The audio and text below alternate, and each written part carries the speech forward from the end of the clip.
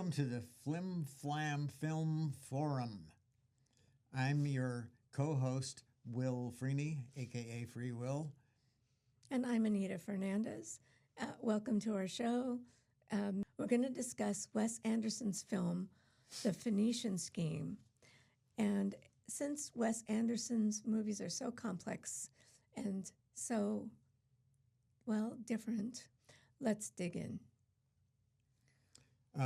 So as an intro to Wes Anderson's oeuvre, is that the correct pronunciation? Close enough. The big egg that comprises all of his movies to date, there are a dozen. So he's not quite as prolific as the Coen brothers, but there's only one of him, so we can excuse that. And I don't think he's quite as old as the Coen brothers either. He started back in 1996 with Bottle Rocket, which I had no idea was his until yesterday, essentially. But it was a very small indie in the moment film in which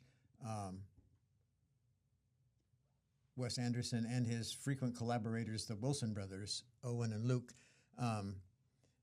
kind of create a movie that was intentionally not made as a movie, and then they realized, well, this should be a movie.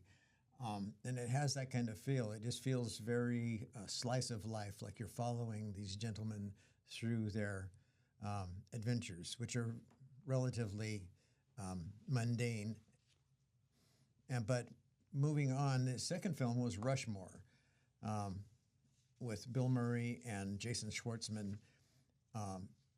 Third was The Royal Tenenbaums, and this is the point at which we really get to see Wes Anderson blossoming into the multi-layered, multi-personality,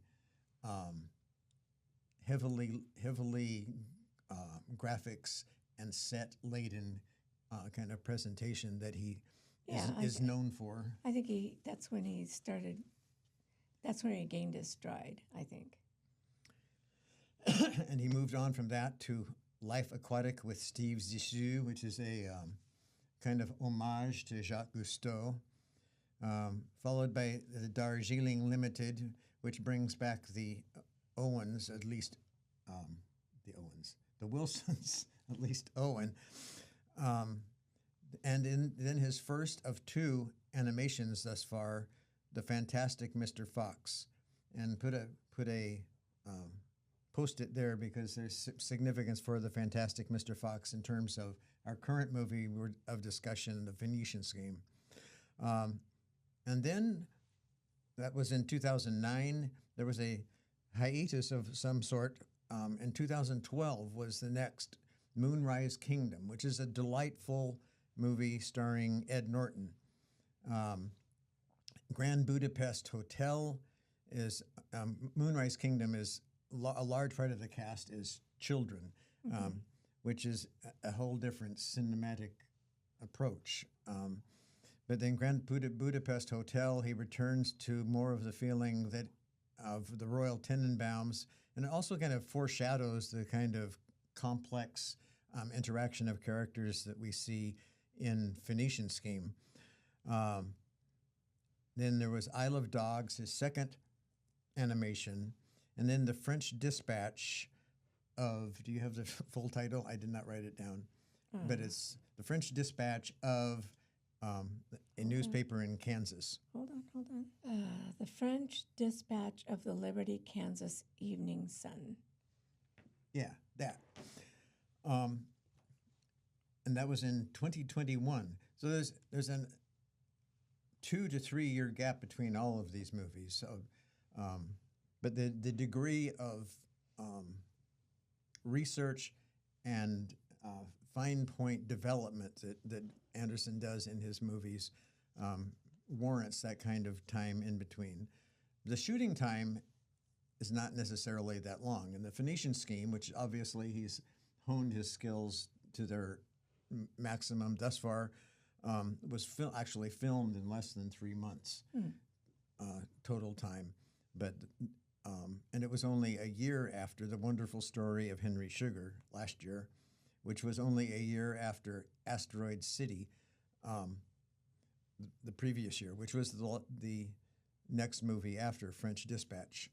So that is the entirety of Wes Anderson's filmography thus far. And Wes is, along with the Owen brothers, a native of South Central Texas. He was born on May 1st, 1969, in that illustrious Texas town. And I think that brings us to a consideration of the movie at hand, The Phoenician Scheme. His most current, which just left theaters a few weeks ago.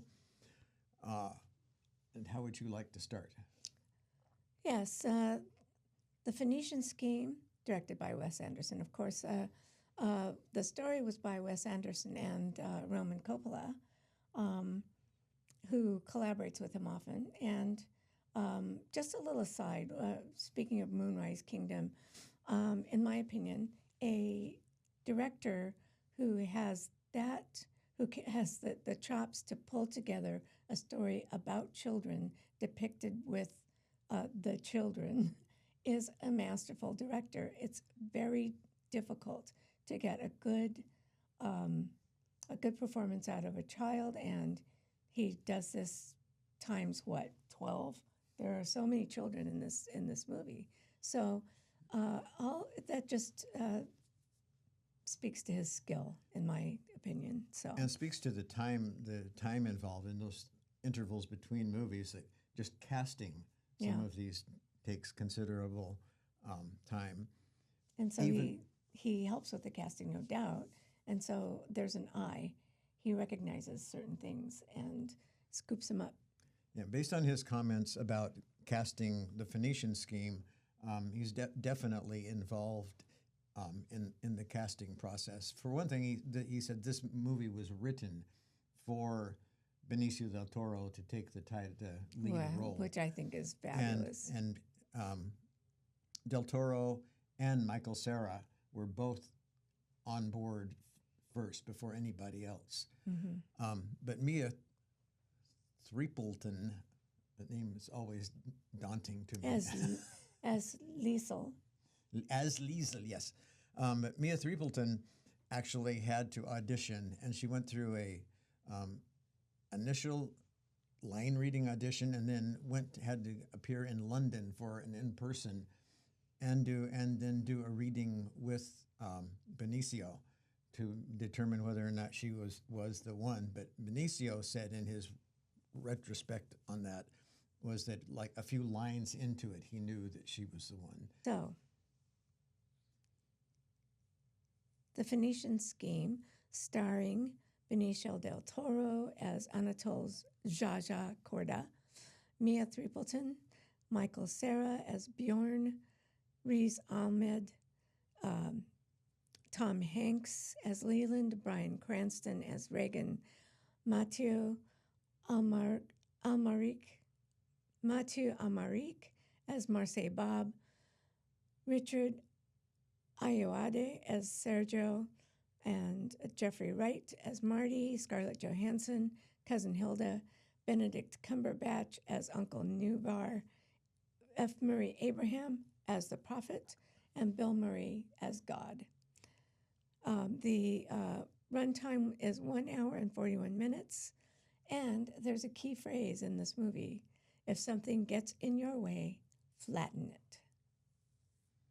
And there's also a couple of other catchphrases, if you should be mentioned those Sure. now, that kind of the hallmark of Zsa Zsa Corda's character is whenever he's constantly surrounded by danger, there are multiple assassination attempts against him, but always his response to any form or possibility of danger is, Myself, I feel safe. I feel safe. No matter that the plane's engine just burst into flames. Right.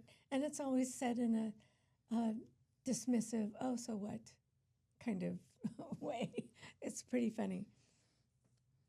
And the other one was, which I cannot remember the exact phrasing for, unfortunately, is his mode of operation is that everything is dependent upon who can lick who or whom. Or, right. Um, so, in all his movies, he has a particular color scheme that I always pick up on. In this particular one, it is the complementary colors of red and green. And sometimes he lights with green, which is very, very interesting. It's usually something that filmmakers, in film school, they tell you to stay away from green lighting because it makes people look ill. But he offsets it with red, of some shade of red, which seems to remedy that ill feeling. And it keeps, I think, it keeps your attention, first of all, and it also is kind of challenging you to look at the characters and not at the scenery, which is a challenge because the scenery, the way the sets are dressed is amazing, and again, a lot of impeccably chosen artifacts and Art Deco looking schemes, designer schemes. It's very, very interesting. So your eye's going to shift from one to the other.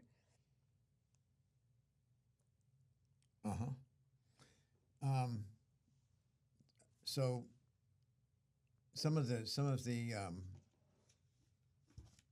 corroborating realities that behind the scenes or in the that contributed to the creation of this movie.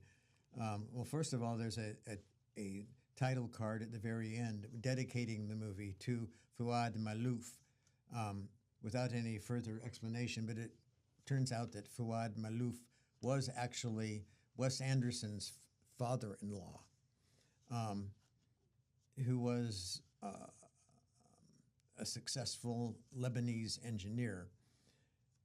And apparently an imposing character because he said that he could indeed be scary,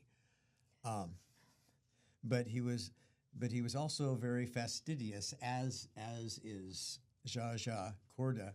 The shoebox scene, which when you see the movie, if you haven't already, the shoeboxes are Zsa Zsa's filing system for the Phoenician Scheme. It's partitioned into multiple shoeboxes, but that is actually how. Malouf presented his his inheritance to his daughter, Wes Anderson's wife, when he realized that his time was drawing to a close. Zsa Zsa Korda is known, among other monikers, as Mr. 5%, and that was the actual title of Calouste Gulbenkian, who was an Armenian and the father of Nubar Gulbenkian, which lends its name to Zsa Zsa's brother's character, played by Benedict Cumberbatch. Yes. By now, because of 12 movies shot with these same people, Wes Anderson has gathered people along the way who are his regulars, and they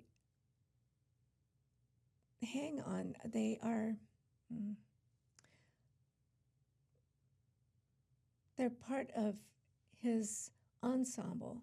They're part of his movie making, and the fact that he can get these same people to repeat roles or to join him on new ventures is really remarkable. There are many people many actors who hate the director once they finish a movie, and these people obviously love him, or they wouldn't continue to do movies with him. He gets great performances from them, and there are so many that it's difficult to list them all. One of the repeats you'll see often is F. Murray Abraham, and I'm doing it now, is F. Murray Abraham and The Wilson brothers. the Wilson brothers, and he's getting new people. Tom Hanks has been in, hasn't he, or has he? No, that was No. that was the Coens. This is an issue. That was the Coens. So But he's constantly pulling in new people, and they're anxious. I mean, they're anxious to repeat. They're anxious to have work with him a again. role, any role. Willem Dafoe, who is often. who you didn't, you said it's hard to list them all. You didn't list him because he's got a part that lasts less than 60 seconds. Right. But he chose to sign on for that. Right. Because it's Wes Because Anderson, it's Wes Anderson. and it's this script. It's obvious, yeah. That's, to me, that is incredible filmmaking. That is what filmmaking should be, because when you can gather that many people who are on the same page, who want to stick with it and see it through and start a new project with you, what can you say? That's incredible, stellar filmmaking. And Mia Threepleton, that's never just going to roll off of my tongue. Mia Threepleton, who plays Liesel, who is Zsa Zsa Corda's daughter, who has been a nun since childhood. It's the whole story involved there. But Mia, the actor, was so anxious to get a role in this movie. She said that when she was 9 years old, she watched Majestic Mr. Fox? What's the title of that name, that movie, the Fox one, the animation? Don't jump out. The Fantastic Mr. Fox. So Mia Threepleton had watched as a child at age 9, watched the Fantastic Mr. Fox, and then 4 years later, she watched Isle of Dogs, I believe. Yeah. And knew that she wanted to participate and be in a movie by Wes Anderson. And we're lucky that she is. Benicio, in his recollection of the filming, or actually of the screen test with her, said that, even though he's like 6'3" and she's a foot and a half shorter than that, that she commanded the stage when they were toe to toe doing their screen test. There was a really, I thought, fun scene where she is sitting between him and the Mother Superior that she goes back to consult about whether she continues at the convent or not. And she's like a full head shorter than both the people. They're like bookends. And I thought even though they're sitting. Even though they're sitting at a table, and they're towering over her. So I thought that was really, really special visual. I just wanted to go into the Fantastic Mr. Fox for a moment, because the stars are George Clooney, Meryl Streep, Jason Schwartzman, Bill Murray, Willem Dafoe, and Owen Wilson. I mean, this is an animation, and these people's voices are extremely familiar. Distinctive. They're distinctive, and the audience is going to definitely recognize these voices. So I think that's great fun. That's, again, the audience is in. When he does that, when he puts this type of cast into a movie, or an animation, a film, it's almost an acknowledgement to the audience too. It's like saying, "Hey, our friends are back. Let's have a look." And it's a growing set of friends, as expanded by, Bill Murray's been on many of them and has a very small role in this movie, but Tom Hanks and Bryan Cranston are new to the Wes Anderson stable, but provide solid supporting roles. And their characters, I found interesting. And they play brothers, Tom Hanks and Bryan Cranston, named respectively Leland and Reagan. And they represent the American influence. And to digress or diverge from that, they are the American influence. This is absolutely a Near Eastern region Right. film, Right. which was part of Wes Anderson's motivation as an homage to his deceased father-in-law, who was Lebanese. He wanted this to be a Near Eastern movie because he hasn't quite got there. I mean, Budapest Hotel is somewhere in the general vicinity within 1,000 miles or so, but this is the first real Near Eastern movie that he has done. There's also the phrase "the cedars of Lebanon," which in the memorial script acknowledges his father-in-law, and the Lebanese are very. That's a huge part of their lives. That phrase denotes their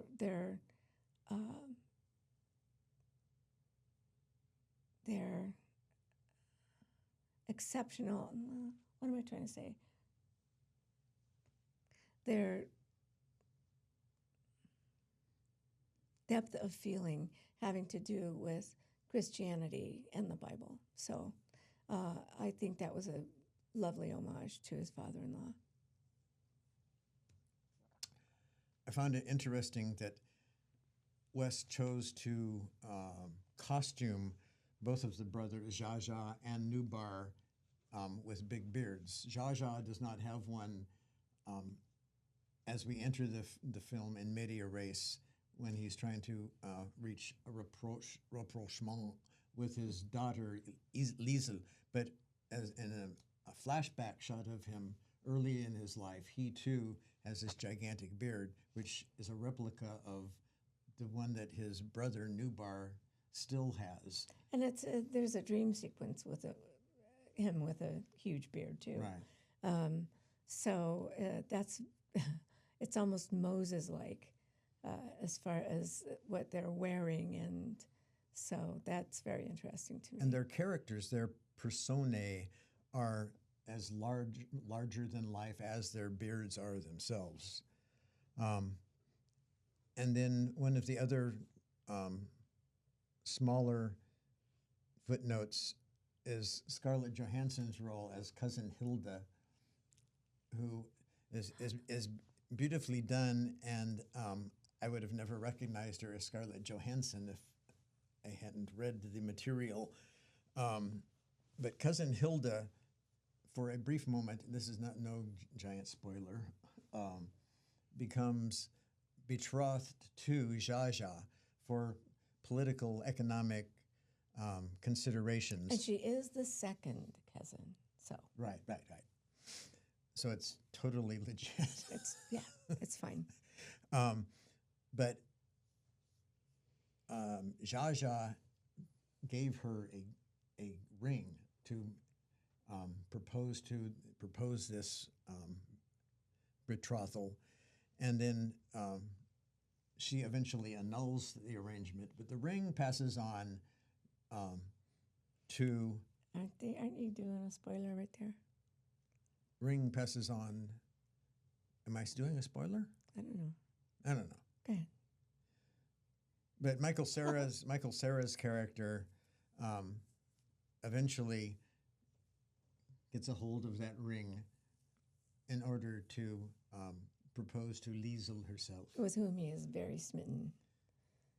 His character throughout the movie is making moves in a way that only a nerdy entomologist could. So I want to go back into the brothers, the Sacramento Consortium. They challenge this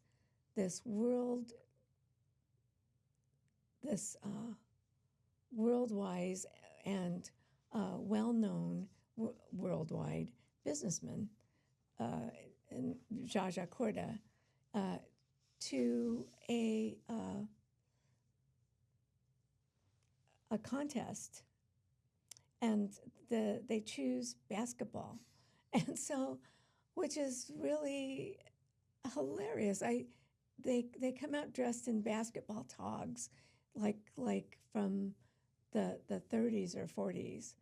Maybe 50s or 60s. They wear what those T-shirts they're wearing are like what are called ringer T-shirts. It's a white T-shirt with a contrasting color Yes. neckband and shoulder and sleeve band on the short sleeve. And they wear T-shirts. They were wearing T-shirts, Okay. and I didn't notice what Tom Hanks said, but I think it was Bryan Cranston's that said Stanford on it. So it's like, Yes. they are collegiate kind of guys. And Zsa Zsa and is there with Prince Farouk, who is his second, because they're facing off with two people. So there are two people who are going to address this challenge. And Prince Farouk has never even touched a basketball. He has no idea how to wield this weapon of choice. So it's really pretty funny. I liked it a lot. Would it be a spoiler to mention that Liesel says a prayer for him before Yeah, he makes a shot? Yeah, Liesel, and that's another thing with Liesel's character. Liesel starts out as this. She's this little tiny nun. She's a young woman, young girl. She's 20, and when Zsa Zsa comes to get her to come along on this adventure, and he's picking her up for her birthday apparently. So as the movie progresses, as the film progresses, there is more and more makeup applied to Liesel, and toward the end she has bright red fingernails and bright red lipstick and blue eyeshadow. Everything is changing for Liesel. It's one of those progressions that is subtle, but it's definitely there. But she embodies the nunly way of life so well in the beginning, where her face is very stoic. There are plenty of extreme close-ups of her face, and in a response moment to something Zsa Zsa has suggested. And there's no blinking. No, there's no facial twitch at all. Nothing. And she is very resolute. She doesn't make decisions unless they're exclusively and autonomously hers. Right. Even her decision to drink beer, that was, she thought it out, she discussed it, oh, okay, and she drinks beer. So, and then champagne.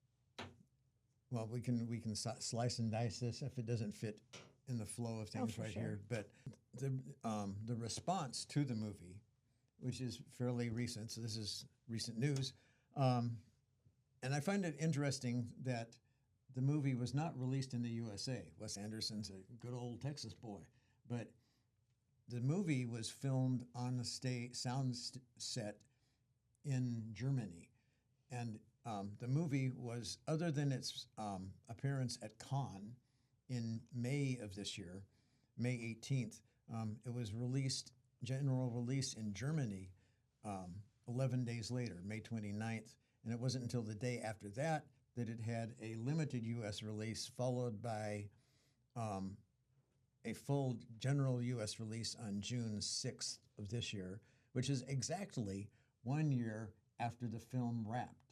Amazing. June 6th, 2024. Very interesting. And in terms of revenue, up until July 30th, it has garnered $20 million in the U.S. and Canada and another $19 million elsewhere around the world, for a total of $39 million so far. And we're only a few months out. And another technical footnote, aside from the fact that the filming was done, as I mentioned earlier, in less than 3 months, from March 12th of 2024 to June 3rd of 2024, which I find also amazing because those dates overlap the actual signing of some of the cast. It's obvious that some of the cast came on when they were already in production. But this was the first film out of all dozen that was not shot by cinematographer Robert Yeoman.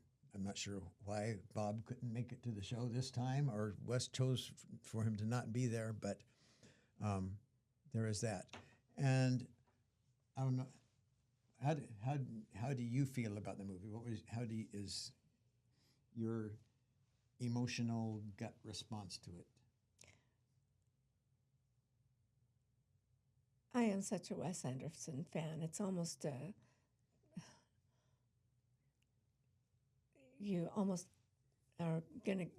probably gonna get a couch dancer every time if you. Yes. I liked it very, very much. But here's the thing. I'm beginning to look at Wes Anderson's body of work as a body of work. A living entity. Yeah, as a living entity. It's not, I can't pick out one movie and say, oh, well, he wasn't up to it then. Everything evens it out. His next production is generally going to be an excellent production. If the previous one was not up to par, which that's not going to happen, but there's just no way that he's going to make some sort of mistake because, and by mistake I just mean, something glaring that moviegoers would not want to see. That's just not going to happen. That's not how he films. That's not where he's coming from. And the first movie I saw of his was Rushmore. I really had not paid attention to him at all before then. And that was early on, so that's probably why. But Rushmore just really knocked me out. It was so different. His cadence, as far as dialogue, the way he dressed the sets, the way he lit, even everything. There are people who say his sets are flat, and they are. They're like drawings. They're like animation come to life, basically. And so, that was really different because everyone at that point during Rushmore was trying to make everything jump out at you, and he wasn't. So that one aspect of the film, the flat, is what captivated me and made me watch it again. What is it called? A planimetric representation? Yes. It's like a flat, and there's a certain. It's not just that. It's also the density of the set. How there are so many things in the background, and yet all totally removed from the foreground of the actors. That it feels like stepping into a storybook. It does. It does. Like a pop-up book. Yeah. Yeah, and the thing that I found really fascinating with Rushmore when I first saw it was that he wove this story in and out of the set. The set is like a character also, and he didn't do. Rushmore has it has a lot of outdoor scenes, a lot of exteriors, but this latest one, the Phoenician Scheme, does not. So he goes back and forth between these indoor sets, these elaborate looking stages, and his exteriors are back then used to be a lot more realistic. However, I've noticed that his exteriors are becoming more and more like animation. And what's the one we just saw before this? The Moonrise Kingdom? No, it wasn't Moonrise Kingdom. It was, where's your list? Grand Budapest. the Grand Budapest. So there are outdoor, quote unquote, exteriors. There are outdoor scenes. Oy, oy, oy, don't do that. Let's rattle this.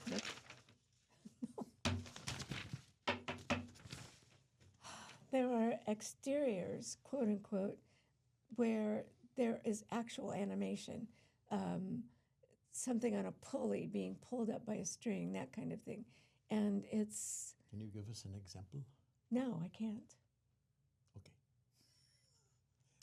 We'll take your word for it. Well, remember the train?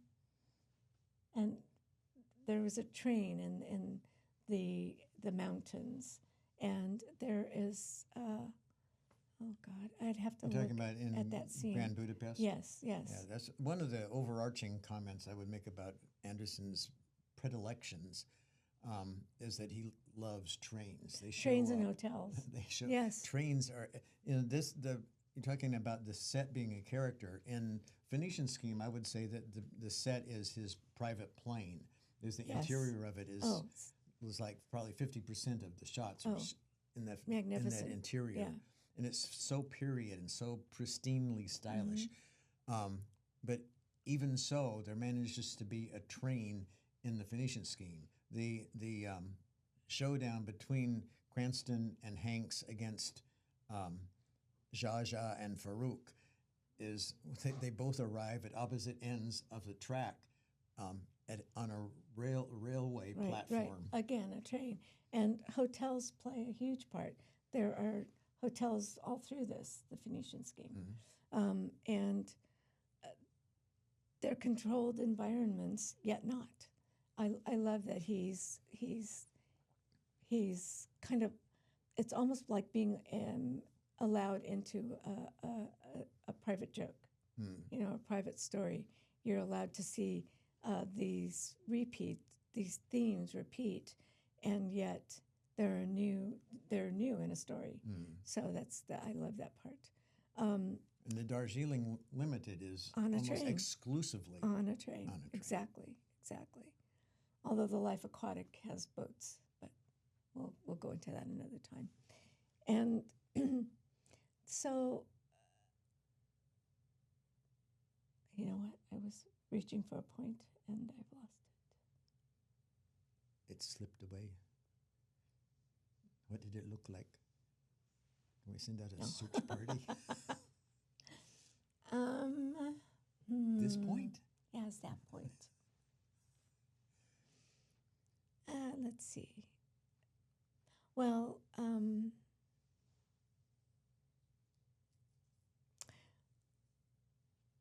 because his themes repeat, because his sets seem so familiar, I have to wonder if that has a lot to do with him getting a good performance out of his actors, because they know that they've got this comfort zone they can enter and just be themselves in, or be their actual characters in. That to me sounds like it's an important feature. I would think it is anyway. Are there any of the actors whose specific performances you'd like to highlight in one way or another? I'll start since I asked the question. Is Michael Cera, who I've always thought of for a long time. I thought of him as confusedly interchangeable with Jesse Eisenberg, but which is terrible because they're both two young tousle-haired white boys. That's but I can't get that. I don't know. But go on. But he's distinguishing himself, and the distinction up to this point for me was that Jesse Eisenberg is a serious adult actor. He can play adult roles, and kind of handles his lines with that kind of confidence. But this Wes Anderson role is something entirely different. It's not meant to be handled in a straightforward realistic way, really, No, it isn't. It's a caricature, and a marvelous one. yeah, and he does a great job. He's he is the character. He carries it very well. And it's so over the top that the very fact that he stays in character and doesn't never loses it on screen. I'm sure there may have been outtakes. Oh, no doubt. But if you haven't seen the movie, if for no other reason, just to savor the delectable idiosyncrasy of Michael Cera's performance, go and see it. Oh, I agree with that. I really do. But then there is also Mia Threepleton, and she's a standout for me. Aside from, of course, Benicio del Toro, who is one of my very favorite character actors. I loved him in his werewolf movie. He was excellent because it was an old-fashioned telling of the tale. It harkened back to the old 30s Lon Chaney movies, and so I really he stayed within that character beautifully and played opposite Hopkins, Anthony Hopkins in that movie, and it was great. It was great. So back to Mia Threepleton, because she played it the way she played it, because her role was could have been.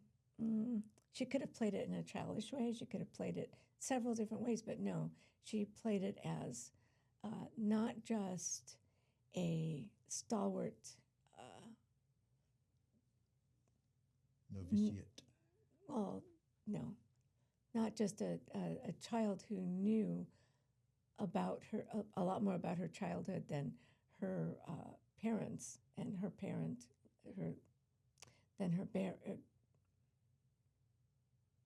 than her existing parent knew. She also played it as quiet and reveals herself as someone who knows what she's talking about, someone who's very intelligent and smart in that she picks up on things and understands a lot more than she lets on initially. And she played that really well, I thought.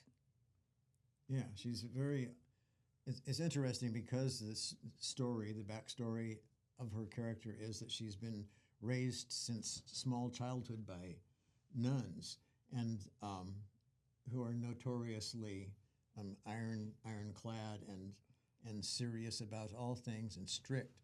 And she manages to present that in a way that is nonetheless flavored by her own more human elements, which as I was saying, kind of ooze out with the makeup and the different. She also begins wearing different color stockings. I don't know if you noticed that. I did not notice that. She was wearing white stockings at first, and then she was completely in white, and at the end she's wearing a shade of green. The stockings are green. And everything changes for her. She's going through this inner turmoil that you know she's going through, but she does not let on with her facial expression. Yet you can tell with her changes in costuming and her expression of her, I guess, body language, you could say. And so I think that was really... maybe for this one, until we get this flow going better, we'll just use place cards like Wes Anderson and introduce our chapter, and then yeah, we could do that. Why not? But it should be self-evident based on the background and analysis we've provided thus far. But this is absolutely a family story. I mean, it's not for families, but it's about a family. Yes. Almost exclusively. I mean, there are plenty of tangential characters, but the primary characters are Zsa and Nubar, brothers, and their daughter-niece, Liesel, and their second cousin, Hilda. Are there more family members? That's the core. That's the core that's of the it. core. But the interaction, the dynamic between all of them, and the history, verges on the potential of providing spoilers that we might or might not want to. Right. But suffice it to say, like any family, there are all these nuances. There are complications. There are emotions. People explode or they draw within themselves. So it's depicted as family problems, even though this is a top of the world businessman who is conducting huge money affairs. And a lot, in reference to that, his being a top of the world businessman. Did I not write it down? I just left. I was going to look it up, reiterate it from the Wikipedia article. But there were specific top of the world businessmen that Wes Anderson considered in shaping Zsa Zsa's character. One of them was Aristotle Onassis. So it's that level of Right. Where businessmen aren't just doing business; they're doing politics. They're doing major geopolitics. Yes, they are. In order to get their business. And then there are family politics they're dishing out and dealing with. Definitely. And now, if this is not the end, it is the part that will go at the end anyway, most likely. The assessment of others besides ourselves as to how good a movie this was, and perhaps how good it was in comparison to some of his previous films. Rotten Tomatoes, whoever their writer is, said that it was a caper made with all the intricacy of a Rube Goldberg machine. Boy.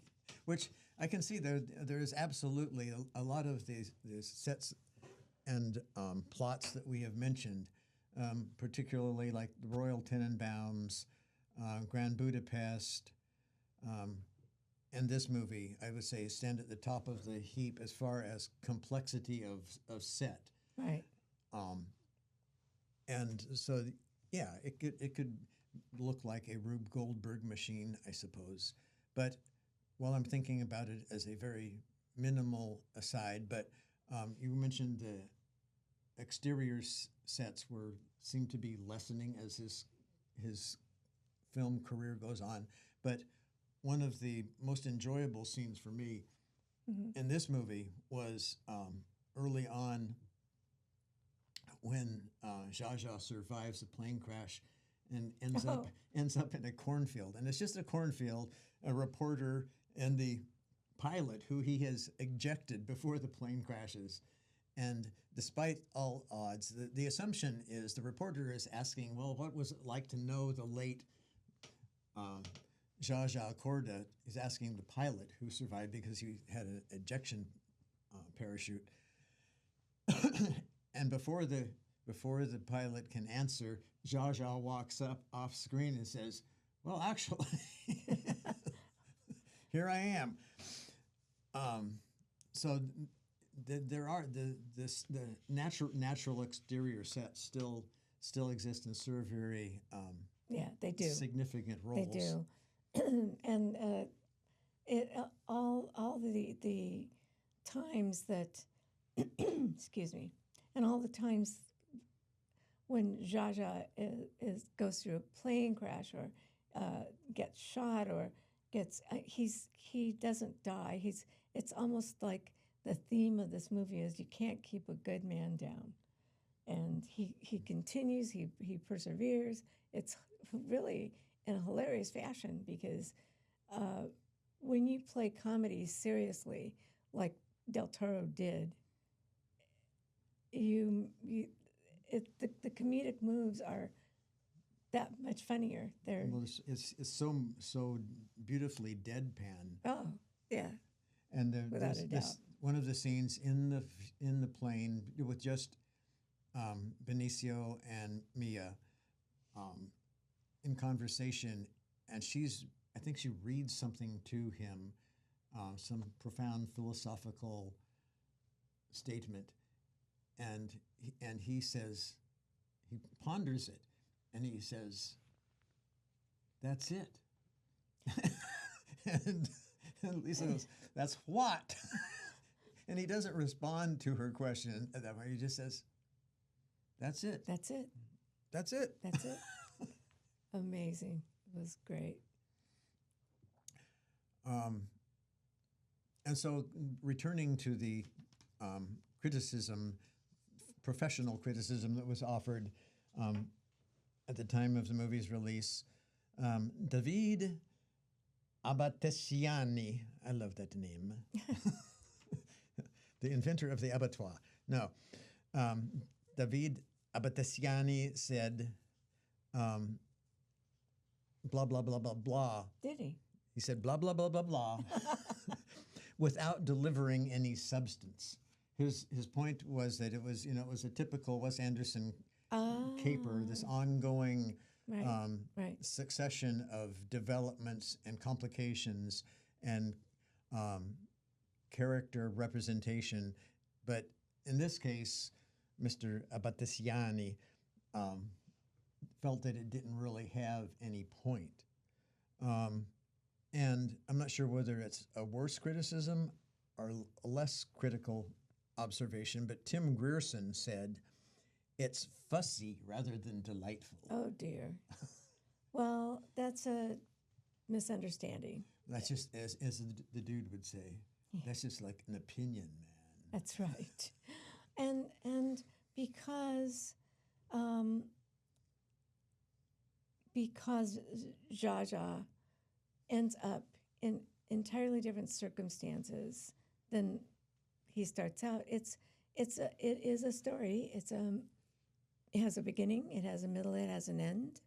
However, there's not any real resolution because that's kind of the whole character of the movie. It's, little fragments of a scene are not resolved, and that's deliberate. And if you can't see that pattern, then you're going to write a review like that. But it's a reiterative expression of the character's resilience. Yeah. And almost exclusively that resilience resides in Zsa Zsa Korda. Yes. Anatole Zsa Zsa Korda always lands on his feet. He survives. And himself, he feels safe. As part of it is really, I think, just the power of positive thinking. Yeah. Myself, I feel safe. And the determination in that, the way he said it, was great, too.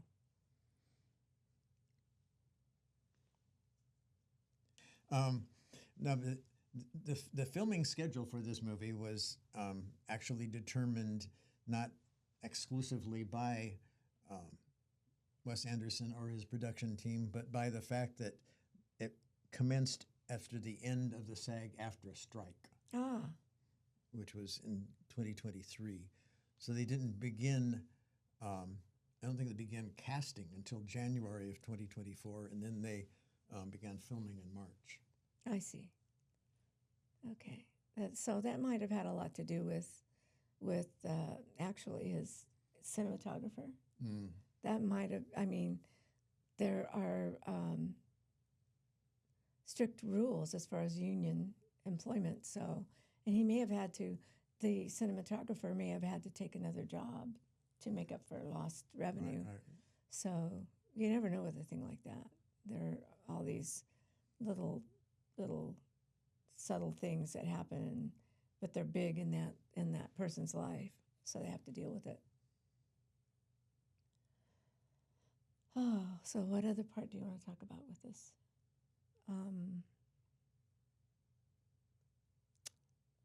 So overall, what did you think? How did this movie resonate with you? What was the least critical of these? I don't think that it doesn't deliver any substance. And I don't really think that it's fussy, and I do think it's delightful. Some of the performances in particular, all of the primary roles, the family members that I just mentioned. Yeah. I mean, Cumberbatch's role is pretty a clothes horse, that you could have gotten anybody, literally anybody, Yeah. to do that role. But his height and long face kind of contribute to the character, that he's this imposing antagonist, really, to Zsa Zsa. And it would definitely be giving a spoiler to explain any more of the antagonism between the two brothers. Yes. But it's serious. It's very serious. It's serious.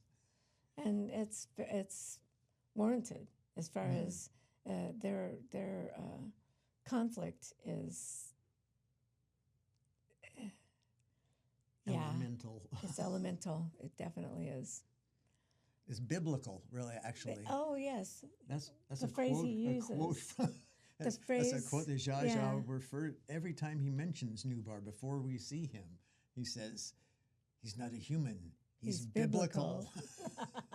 Which may have something to do with the big beard. He really is right. Mosaic. Right. They harken back to biblical times, and both Del Toro and Cumberbatch they're festooned in their robes and beards. Well, that wraps this one up, and we want to thank you for joining us on Flim Flam Film Forum. Signing off, I'm Will Freeney. And I'm Anita Fernandez. Thank you so much for joining us.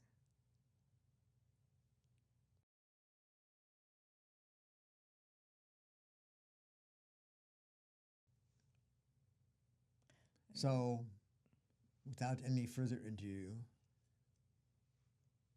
is there more adieu? Adieu? Without further ado, we say adieu. Let's try that again, in unison. Yeah.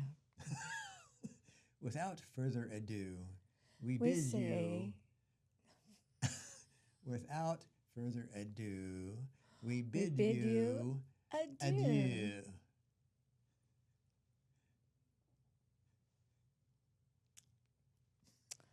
We're nuts. You know that? I don't know if you could do that.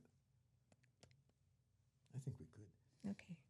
Well, go through the music for, and pick out a tune. You remember the music for Dead Men? There was music at the end. I think it was while credits were rolling. But what was it? Shelley's friends who no longer speak to me. Right.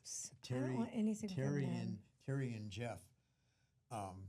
Actually, this will be recorded. I don't want anything from them. this will, but they provided just noodling, blah blah blah, and I just plugged it in. Oh, they did that for you? Yeah. Oh, before they knew that you were a terrible person. Yeah. For which they no longer speak to you. Or even look at me. That, you know who. They don't even say your name, probably. Voldemort. Yeah. Fangs for the memory. Well. Okay. Anything else that we need to discuss? Is that going to be our actual close? We... Without ado, we bid you adieu. Yeah, we can make that. You want to trademark that? Okay. Until further notice.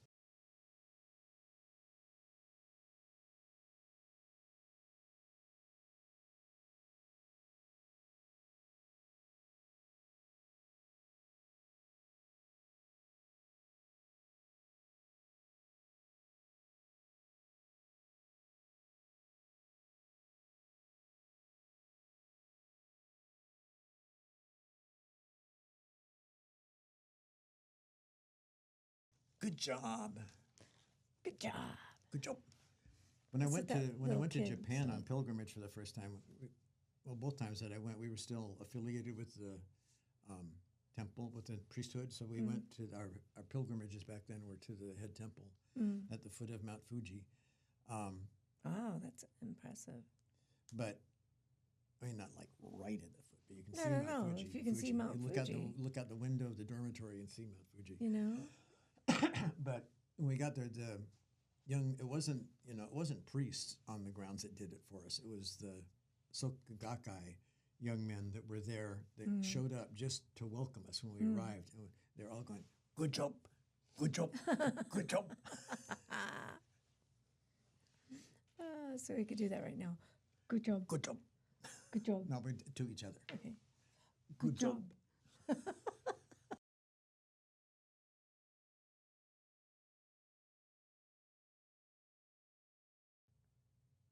The end. That's some of the funniest stuff when they keep rolling and then shit starts happening in the background, like the janitor goes. We could do that too.